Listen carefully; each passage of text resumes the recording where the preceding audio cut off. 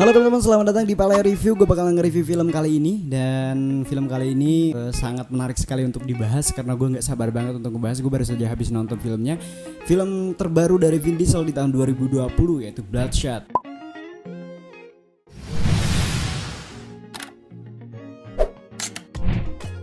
Teman-teman mungkin udah pada tahu atau mungkin masih belum tahu. Buat kalian yang mungkin belum nonton, segera menonton karena ini sangat keren banget filmnya. Gimana ya, gue kayak nonton filmnya itu, nonton film yang memang benar-benar gue impikan gitu, something like suatu hal yang lo mimpikan, lo kayak wah ini nih film yang harusnya ada gitu, dan benar-benar ada gitu, benar-benar diproduksi. Di film Bloodshot gue tuh kayak nggak menyangka aja gitu, nggak bisa ditebak, nggak bisa menurut gue sih. Tapi kenapa nggak bisa ditebak? Karena gue nggak membaca sinopsisnya dulu sebelum nonton film. Gue biasa kalau misalkan nonton film gue nggak pernah baca sinopsis dulu sebelum nonton film.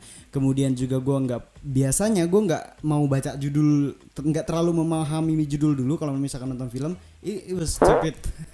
Itu bodoh banget sih sebenarnya untuk nonton, untuk memilih suatu film gitu. Tapi kalau misalkan ada, ya gue gitu orangnya gitu. Gue suka kayak penasaran. Gue biasanya ngelihat pemerannya sih. Mungkin ada yang sama-sama gue gitu ya.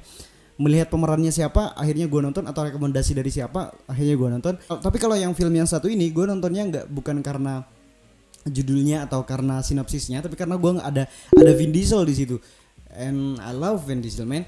Gue sangat buat kalian para pencinta Fast and Furious mungkin wajib nonton film yang satu ini. Nah, kita bakalan bahas satu persatu. Ini mulai dari opening mungkin ya, di tengah, kemudian di akhir. Gue bakalan bahas cara bahasnya seperti itu. Dan gue bakalan ngebahas bukan sebagai seorang movie maker.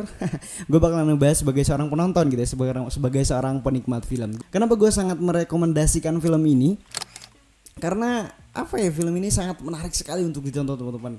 Kita bahas di opening ya. Di opening film kita disuguhkan dengan peperangan atau action, di mana Vin Diesel harus menyelamatkan Sandra, menyelesaikan misinya, yaitu menyelamatkan Sandra ataupun tahanan yang ditahan lah gitu ya.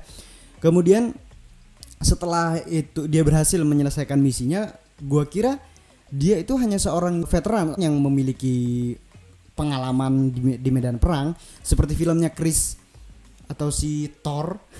Kalau mungkin kalian tahu Thor ya. Nah, dia sebelumnya gue juga nonton film ini, nanti kita bahas film yang ini, Extraction kalau nggak salah judulnya. Dan film dia juga menceritakan di situ menjadi seorang veteran perang gitu. Film yang satu ini, dia si Vin Dieselnya juga gue kira di awal film itu dia sebagai seorang veteran perang juga gitu. Dan benar juga sih dia sebagai seorang veteran perang, cuman maksudnya dia keahlian dia ataupun kehebatan dia ditambah lagi dengan di-upgrade oleh salah satu ilmuwan biotik gitu. Dia menanamkan nanoteknologi ke dalam tubuhnya, men. Dan dia nggak tahu gitu, si pembuat ini, si dokternya, dia nggak tahu kekuatannya sampai seperti apa, dia bisa upgrade sendiri atau tidak, dia tidak mengetahui itu. Dan dokternya memanfaatkan Vin Diesel untuk melakukan misinya. Nah, ini beda banget teman-teman ya. Bedanya tuh dia ini punya kekuatan yang nggak ada tandingannya gitu.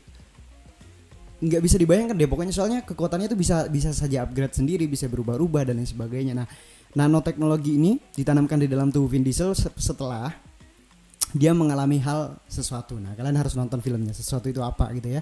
Nah, teman gue bilang Vin Diesel yang dia nggak bisa meninggal gitu ya. Nah, gue nggak bisa membahas dia meninggal atau tidak di film ini.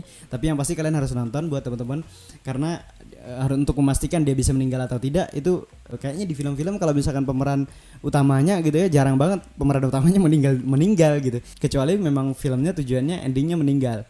Di pertengahan film kita disuguhkan dengan nanoteknologi yang sangat luar biasa. Dia bisa menghack everything, man. Dia bisa menghack apapun gitu. Dia melakukan apapun. Dia bisa mengakses apapun gitu. Kemudian juga bisa dia mengontrol kekuatannya gitu kan. Kemudian wah, pokoknya gaya Vin Diesel main film lah cakep banget, men. Gila. Dia bisa mengakses. Kalau misalkan film kayak yang sebelumnya gue tonton, apa ya judulnya gue lupa.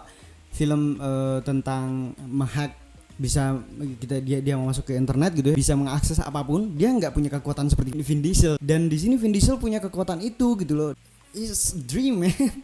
Kayak wow, gue nontonnya ini salah satu film yang gue mimpikan gitu loh, kayak film-film yang gue tunggu-tunggu cok gitu. dan pemerannya Vin Diesel luar biasa sekali. Bisa gue simpulkan di film ini sebenarnya inti dari filmnya tuh hanya karena cinta doang. It's funny thing man. Di setiap film itu pasti ada cintanya sih terkadang ya. Tapi di film ini sesimpel itu gitu loh. Simpelnya ya dia membahas tentang cuman perjuangan cinta dia gitu. Tapi direkturnya David Wilson kalau nggak salah, dia mengemas cerita dimana dia harus punya cerita berbeda gitu untuk menunjukkan bagaimana dia memperjuangkan cinta, ya kan?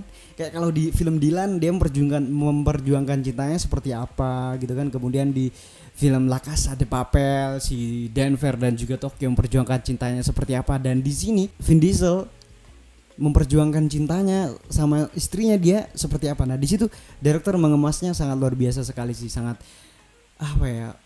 Gue nggak bisa berkata-kata men, filmnya keren banget. Gue suka filmnya. Buat kalian yang pengen nonton bisa segera nonton gitu ya. Ini sangat satu rekomendasi film buat kalian yang lagi karantina di rumah.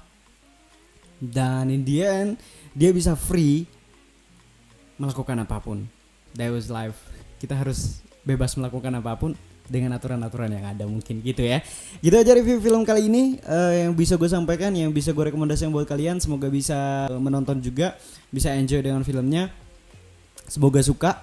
Ini salah satu film yang gue rekomendasikan buat kalian, judulnya Bloodshot. Ya, selamat menonton. Sampai jumpa. Jangan lupa subscribe dan like teman-teman. Buat kalian yang mungkin ada rekomendasi film keren dari kalian, silakan di komen di bawah. Gue bakal nge-review dan gue bakal ngasih komentar pendapat gue terhadap film itu. Setiap orang pasti punya cerita. Sampai jumpa.